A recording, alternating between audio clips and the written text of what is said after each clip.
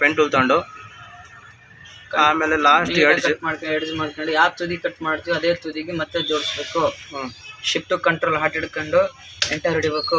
ತದನಂತರ control C control V ಹೊಡೆದು ಮತ್ತೆ ಲೇಯರ್ ಮೌಸ್ ಲೇಯರ್ ತಗೋಬೇಕು. ತದನಂತರ ಬ್ಯಾಕ್ಗ್ರೌಂಡ್ ಸೆಲೆಕ್ಷನ್ ಮಾಡ್ಕೋಬೇಕು. ಬ್ಯಾಕ್ಗ್ರೌಂಡ್ ಸೆಲೆಕ್ಷನ್ ಆದ ನಂತರ ಕಂಟ್ರೋಲ್ ಪಿ ಹೊಡೆದು ನಮ್ಗೆ ಎಷ್ಟು ಬೇಕು ನ್ಯಾಚುರಲ್ ಲೇಯರ್ ಅಷ್ಟು ಮಾತ್ರ ಕಟ್ಟಿಂಗ್ ಮಾಡ್ಕೋಬೇಕು.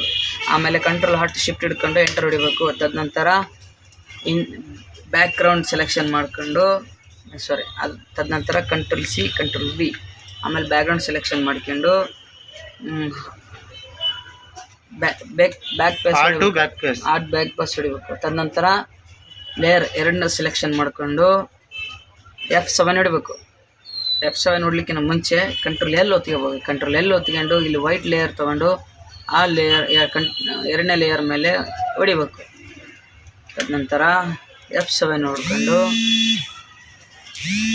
ನಾರ್ಮಲ್ ಅಂತ ಇರ್ತೈತೆ, ಇಲ್ಲಿ ಮಲ್ಟಿ ಅಂತ ಇರ್ತೈತೆ, ಅದು ಹೊಡ್ಕೋಬೇಕು. ತದನಂತರ ಕ್ಯಾನ್ಸಲ್ ಮಾಡ್ಕೋಬೇಕು.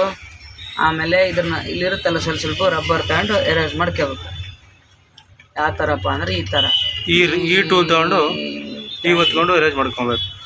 ನೀಟಾಗಿ ಮಾಡ್ಕೊಂಡು ಇನ್ನು ಎಲ್ಲಾದರೂ ಇಲ್ಲ ಐತಪ್ಪ ಅಂದರೆ ಗ್ಯಾಪ್ ಐತಂದರೆ ಒಂದು ಲೇಯರ್ ತಗೋಬೇಕು. ಫಸ್ಟ್ನೇ ಲೇಯರ್ ಡಬ್ಲ್ಯೂ ಒತ್ಕೊಂಡ್ರೆ ಆಮೇಲೆ ಸೆಲೆಕ್ಟ್ ಆಗುತ್ತೆ. ಆಮೇಲೆ ಶಿಫ್ಟ್ ಹಾಟ್ ಕಂಟ್ರೋಲ್ ಹಿಡ್ಕೊಂಡು ಎಂಟರ್ ಹೊಡಬೇಕು. ಡಿಲೀಟ್. ತದನಂತರ ಕಂಟ್ರೋಲ್ ಡಿ. ಸ್ನೇಹಿತರೆ, ಇದು ನ್ಯಾಚುರಲ್ ಕಟ್ಟಿಂಗ್. ನೀವು ಟ್ರೈ ಮಾಡಿ ನೋಡೋಣ.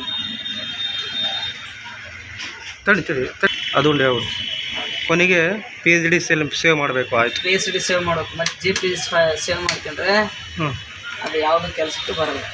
ಗುಡ್. ಫಸ್ಟಿಗೆ ಅಂದರೆ ಇದು ಇಷ್ಟು ಮಾಡೋಕ್ಕಿಂತ ಮುಂಚೆ ಫಸ್ಟು ಫಿಲ್ಟರ್ ಮಾಡಬೇಕಲ್ಲ, ಫೋಟೋ ಕ್ಲೀನ್ ಮಾಡ್ಕೊಬೇಕು. ಫಸ್ಟ್ ಫಿಲ್ಟ್ರ್ ಆದಮೇಲೆ ಕಟಿಂಗ್ ಸ್ಟಾರ್ಟಿಂಗ್ ಮಾಡ್ಕೊಂಡ್ರೆ ಚೆನ್ನಾಗಿರುತ್ತೆ. ಸ್ಟಾರ್ಟಿಂಗ್ ಮಾಡ್ತೀವಿ. Okay, thank you so much. Okay.